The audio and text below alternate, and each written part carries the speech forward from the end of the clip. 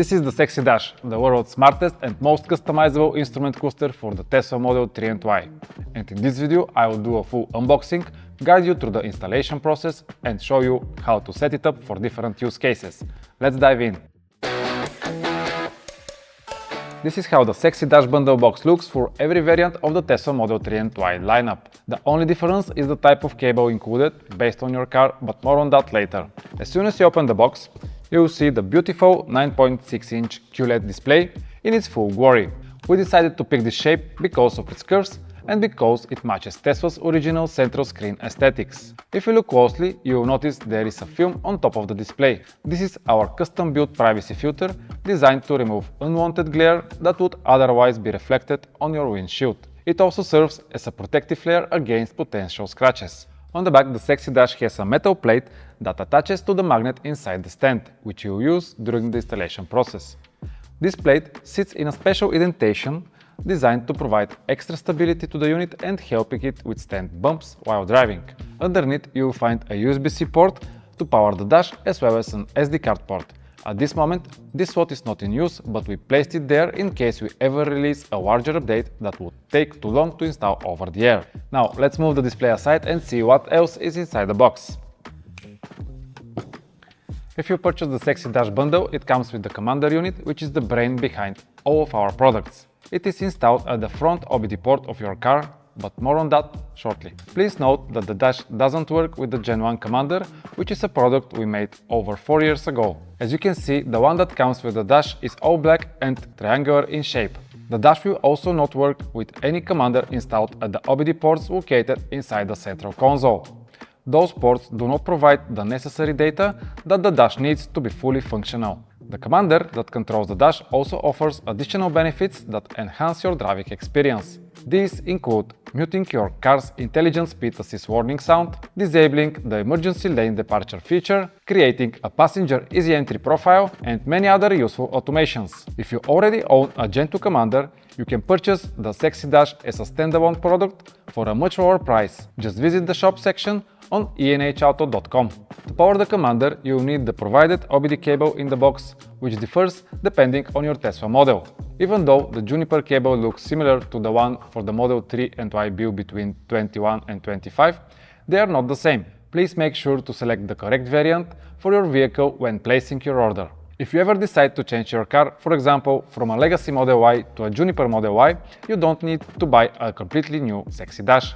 The system works across all models, and the only thing you need is the correct commander cable from our website, which is the cheapest part of the entire setup. Inside the box, you will also find a pry tool which you will use during the installation process, a cleaning wipe, a spare adhesive tape, a USB-C cable to power the dash, as well as the MagSafe style stand. The stand features a minimalist design, and upon closer inspection you will notice a small screw on the side that allows you to adjust the viewing angle according to your preference. Personally, I prefer having it fully vertical when using it as an HUD placed on top of the dash. But if I decide to mount it behind the steering wheel, I slightly adjust the angle upward to get a better viewing angle. Again, this is entirely up to you. To hide the screw, we have included a small plug inside the box. Use it after you have found the right position for the stand and know that you will not be adjusting it anymore. While we are discussing the stand, let me show you the two proper installation locations. The one we recommend is behind the windshield, right on top of the dashboard. And before you place it there, the first step is to clean the surface with the provided wet wipe and allow it to dry. After that, place the stand so that one side touches the small bump on the dash while centering it with the steering wheel. Having the dash attached to the mount helps you center it more accurately. Once you find your sweet spot, remove the adhesive seal and gently place the stand without pressing it down. If you are happy with the position, press firmly with both hands and hold it for a few seconds to ensure the strong bond. You can then carefully remove the display and leave the mount in place while you install the commander and set up the dash. If this location does not work for you, take the pry tool and remove the stand. Replace the double-sided tape with the spare one included in the box. Then clean the surface in front of the air vent with the same wipe or use anything else that does not leave oily residue.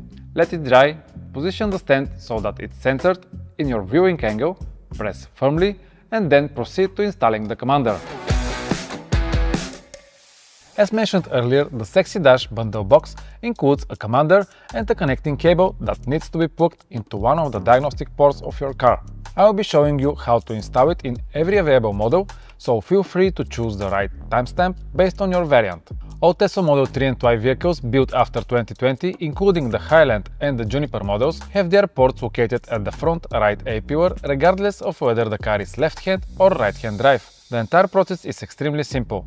Start by removing the rubber seal around the door area and peel it back towards the seat. Then, remove the plastic panels using the provided pry tool.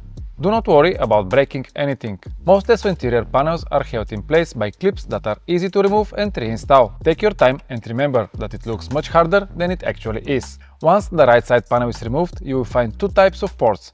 One is slightly larger and usually has nothing plugged into it. This is where the larger socket of our cable will go. The other port is smaller and already has a cable connected to it. Disconnect both by pressing the small locking tab, then daisy chain our cable between them, similar to using an extension cord. Next, take the black male socket coming from the cable we just installed and plug it into the female socket coming from the Dash's power cable. Originally, we were thinking of powering it from the rear USB port, but we have changed it at the last minute due to multiple requests from the community when we first announced the product. Please note that this cable is strictly designed for the S3XY Dash and should not be used for any other products, like charging your phone. At this point, you will have two empty sockets left. One comes from the USB power cable and the other is on the OBD cable. The first one is where the commander will be plugged in, so go ahead and do that to confirm the lights turn on. The second socket gives you the option to power any third-party accessory without removing ours, such as the S3XY Strips controller, which also uses the OBD connection. If you think you need more guidance on how to install the commander, a full step-by-step video is available on our channel, and I will leave a link to it in the description below. Now, let me show you how to install the commander on a Model 3 and Y built in 2019 or 2020. These cars don't have a right A-pillar port, instead the OBD port is located under the glove box, right inside the MCU. And to access it, first move the passenger seat fully backward to create enough space. Then lay down in the footwell area facing upwards and remove the plastic cover that hides the port. Locate the grey 12-pin connector shown on the screen, unplug it and daisy chain our cable to it. Next, power up the commander to confirm that the lights starts flashing. Once confirmed, neatly tuck in all the wires and close the panel the same way you open it. To help you further, I will leave a full tutorial for this installation process linked in the description of the video. Now, let me show you how to route the USB cable across your Dash in seconds. There are small differences in how the cable runs on the Highland and Juniper models compared to the legacy Model 3 and Y. Let's start with the newer models first and then go through the rest. If you are using the S3XY Dash as an HUD behind your windshield on the Juniper and Highland models, you don't need to disassemble anything. We will use the small gap that runs across the entire dashboard to hide the cable. First, place the dash face down in front of the already mounted stand. Plug the USB-C cable into its port, then mount the screen upright on the stand. This ensures the cable length is just right and not sticking out. Then place the cable into the gap and use the provided pry tool to tuck it in across the entire dashboard until it completely disappears. If you decide to mount the dash behind the steering wheel on those same models, you will need to route the USB cable either along the air vent gap towards the right side of the car or hide it under the dashboard panel, which is held in place by multiple clips. The first option is easier and only requires to tuck the cable along the gap until you reach the end. The second option takes more time, but it is the one we recommend as it creates a truly OEM-like result. To do this, use the pry tool as a leverage to unclip the panel, starting from the end until the entire piece is removed. Then, run the cable along the grooves until you reach the far right side. Either of the two methods you choose, you need to route the right side of the cable inside the A-pillar. To do this, use a fishing wire and attach the USB cable to it. Insert the fishing wire into the small gap on the right side of the dashboard until it exits near the glove box area. Gently pull it through until the cable is fully routed. Then plug its connector into the empty port of the already connected OBD cable. Now let me show you how to do it on a legacy Model 3 and Y. If you choose the HUD style setup, the cable will need to run across the top of your dash. To do this, create a small gap in the speaker cover using the pry tool. Start from the right side and carefully work your way toward the stand you already installed. Once you reach the stand, place the dash face down in front of it. Plug the USB-C cable into its port, then mount the screen upright on the stand.